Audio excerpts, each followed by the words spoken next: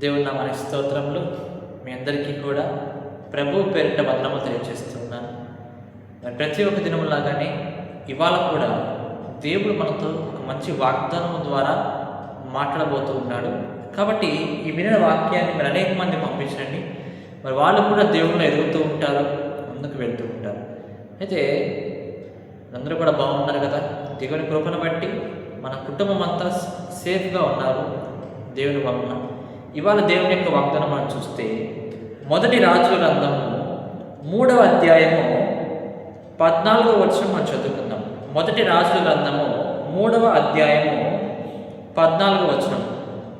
First Kings chapter 3 verse 14లో మనం చూస్తే, మరియు నీ తండ్రి అయిన దావీదు నా మార్గములను నడిచి నా కట్టడలను నేను నియమించిన ధర్మమంతటిని గైకొన్నట్లు నీవు నడిచి వాడిని గైకొన్న ఎడల నేను దీర్ఘాయుష్మంతునిగా చేసేదను అని దేవుడు అంటున్నాడు. దీర్ఘాయుష్మంతులుగా దేవుడు మనం చేస్తా అంటున్నాడు. కొంతమంది అంటూ ఉంటారు, నువ్వు ఎక్కువ కాలం బ్రతుకు, నీ బ్రతికింతే, నువ్వు చనిపోతావు తొందరగా అంటూ ఉంటారు. కానీ జీవ మరణములన్నీ కూడా ఎవరి చేతిలో ఉన్నాయంట? ఆ దేవుని చేతిలో ఉన్నాయి. దేవుని యొక్క ఆజ్ఞ లేనిదే ఒక్క తల వెంట్రుకైనా సరే కింద పడడం అనేది జరగదన్నమాట. తల వెంట్రుక నెరవడం అనేది జరగదన్నమాట. ప్రతి ఒక్కటి కూడా ఆయన ఆజ్ఞిస్తే కానీ లేదా ఆయన చిత్తంలో కానీ అవి జరుగుతూ ఉంటాయి. అలాంటిది ఎవరో నువ్వు బ్రతకలేవు, నీకు వ్యాధిగ్రస్తుడవు, నువ్వు చేయలేవు, జీవితంలో నువ్వు ఎదగలేవు, నువ్వు పోరాడి గెలవలేవు, విజయం రాదు నీకు అనడంతోనే మనం ఎందుకంటే బాధపడాలి? వాళ్ళు మనలాంటి సాధారణ మనుషులు. ఒకవేళ దేవుడు చెప్పాడు అనుకున్నట్టుగా మనము నమ్మొచ్చు, ఎందుకంటే మనకంటే ఆయన చాలా గొప్పవాడు కాబట్టి. అదే నీలాంటి ఇంకో మనుషుడు వచ్చి నువ్వేం చేయలేవు, నువ్వు చనిపోతావు, నీ వల్ల కాదు అంటే ఎలా మనం నమ్మాలి చెప్పండి? నమ్మాక దేవుని మీద దేవుడు చెప్తే కానీ మీరు నమ్మాలి అంటున్నాడు. దీర్ఘాయుష్మంతులుగా చేస్తా అంటున్నాడు. బైబిల్ గ్రంథంలో హిజ్కియా మహారాజు ఉన్నాడు. చాలా గొప్పగా రాజ్యాన్ని పరిపాలించాడు. అయితే అతనికి ఒక మరణకరమైనటువంటి రోగం వస్తుంది. మరణకరమైన రోగం, అరికాలులో పుండు ఒకటి వస్తుంది అనమాట. అప్పుడు ప్రవక్తకు చెప్తాడు, ప్రవక్త ఈ పుండు ద్వారానే నువ్వు మరణిస్తావు అని చెప్పగానే ఆ రాజుగారికి చాలా బాధేసింది. అయ్యో నేనేం తప్పు చేశాను. సాధారణంగా రాజు కోపం రావాల్సింది, ఎలా వచ్చిందండి? బాధ వచ్చేసింది. వేరే వాళ్ళైతే ఏం చేస్తారు? కోపంతో నువ్వు నాకు చెప్తావా, నాకు ఎదురు చెప్తావా అని చెప్పేసి వాళ్ళని చంపేపిస్తారు. కానీ కొంచెం భక్తి కలిగిన వాడు కాబట్టి హిజ్కియా ప్రవక్త చెప్పగానే విన్నాడు. మాట విని చాలా బాధపడ్డాడు. అయ్యో నేనే తప్పు చేసిన ప్రభువా, నేనే పాపం చేసినట్టు చాలా భయపడిపోయాడు, కలవరపడ్డాడు. అలా కలవరపడి ఏం జరిగిందంటే, మరి ఒక మంచి పని ఒకటి చేశాడు మహారాజు. ఏంటంటే కనుక తన ముఖమును గోడ తట్టుకు తిప్పుకొని ప్రార్థన చేశాడు.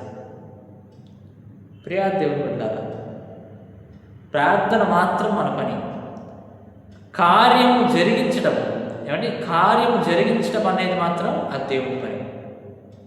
ప్రార్థన బట్టికి నువ్వు చేయాలి. హిజ్కియా మహారాజు కూడా ప్రార్థన చేశాడు. ప్రార్థన చేయడం వలన ఏం జరిగిందంటే కనుక, మరి ప్రార్థన కూడా ఏం చేస్తున్నాడంట? ప్రభువా, నేను మునుపు నీ కోసం కొన్ని కార్యాలు చేశానయ్యా, అవి జ్ఞాపకం చేసుకో. ఎట్లా మృదువుగా ప్రార్థన చేస్తున్నాడు చూడండి. దేవుని కోపం తెప్పించుకుంటా. కొంతమంది ప్రార్థన చేస్తారు, నీకోసం అది చేసామయ్యా, నీకోసం ఇది చేసాము, మాకు అది ఇవ్వాల్సిందే, మాకు స్వస్థపరచాల్సిందే అని పట్టుబడతారు. దేవుడి దగ్గర పట్టుబట్టకూడదు. ఒక యజమానుడికి కోపం రాకుండా పనివాడు ఎలా పని చేయాలో అలా మీరు చేయాలి. దేవుడి దగ్గర దేవుని కోపం రాకుండా మీ ప్రార్థన ఉండాలి. దేవుని చిరాకు రాకుండా ఉండాలి నీ ప్రార్థన. దేవుని చాలా ఇష్టంగా ఉండాలి, ఇంపైన సువాసనగా ఉండాలి నీ ప్రార్థన. అలా ఉంటేనే దేవుని ప్రార్థన చెవియొగ్గి నీకు సమాధానం ఇస్తాడు. అలా లేనిచో ఏం జరిగింది? నీ ప్రార్థన జవాబు రాదు, నీ సమస్య తీరిపోదు. హిజ్కియా మహారాజు అదే చేశాడండి. చాలా సున్నితముగా దేవునికి ఇష్టమని ప్రార్థించాడు. ప్రభువా, నీకోసం కొన్ని చేశాను, జ్ఞాపకం చేసుకో ప్రభువా, వాటిని బట్టైనా సరే నాకు క్షమించి, నా పాపాలకు క్షమించి, ఈ మరణకరమైన రోగం నుంచి తప్పించు ప్రభువా అని ప్రార్థన చేసినప్పుడు, దేవుడిని వేడుకున్నప్పుడు మరలా ప్రవక్త వచ్చి చెప్తాడు ఏమనంటే, హిజ్కియా నీ ప్రార్థన దేవుడు విన్నాడు, నీకు 15 సంవత్సరాల ఆయుష్ను దేవుడు పొడిగిస్తూ ఉన్నాడు. మనుషులైతే కనుక 15 ఎకరాల పొలం అయితే ఇస్తారు, కానీ 15 సంవత్సరాల ఆయుష్ ఎవరైనా ఇవ్వగలరా? దేవుడు తప్పించి ఎవరివ్వలేరు. 1 ఎకరం పొలం అయితే ఇస్తారు, 1 ఎకరం ల్యాండ్ అయితే ఇస్తారు, 1 ఎకరం మళ్ళీ 1 సంవత్సరం నీకు జీవం ఇవ్వంటే ఇస్తారా? బ్రతకడాన్ని ఇవ్వంటే ఇస్తారా? ఇవ్వలేదు. దేవుడు ఒక్కడే ఇవ్వగలడు. కాబట్టి ప్రియ దేవుని బిడ్డారా అంటూ ఉన్నాడు, దేవుని యొక్క మార్గంలో నడవాలంట, దేవుని యొక్క కట్టడలను మనం పాటించాలంట, ధర్మముతో ఉండాలంట. సో దావీదు ఎలాగైతే కనుక దేవుని యొక్క మార్గము పాటిస్తూ, కట్టడాలను పాటిస్తూ ధర్మంగా కలిగి ఉన్నాడో, అట్లానే ఇక్కడ సొలొమోను కూడా అలాగే చేస్తే కనుక నువ్వు దీర్ఘాయుష్మంతో అవుతావు సొలొమోను అని చెప్పి దేవుడు సెలవిస్తున్నాడు. ఈ రోజున సొలొమోనుతో పాటు కానీ నీతో నాతో కూడా దేవుడు మాట్లాడుతూ ఉంటాడు. దీర్ఘాయుష్మంతుడు కావాలి. ఎవరికన్నా సరే ఆశ ఉంటుంది, ఎక్కువ సంవత్సరాలు మేము బ్రతకాలి, ఇంకా ఎన్నో సాధించాలని ఆశ ఉంటుంది. నీకు నీ కుటుంబానికి ఆశ ఉంటుంది కదండి, ఎక్కువ సంవత్సరాలు బ్రతకాలి, మరణం రాకూడదు అంటూ ఉంటుంది. కాబట్టి నువ్వు ఏం చేయాలంట? ఆయన మార్గంలో నడిచి, ఆయన కట్టడలను పాటించి ధర్మముగా ఉండాలి, నీతిగా న్యాయంగా లోపంగా ఉండాలి. అలా ఉన్న వాళ్ళంట దేవుడు ఏం చేస్తాడు? దీర్ఘాయుష్మంతులుగా చేస్తాడని చెప్పి ఈ వాగ్దానంలో దేవుడు సెలవిస్తున్నాడు. దేవుడి వాగ్దానం దీవించి ఆశీర్వదించును గాక. ఆమేన్.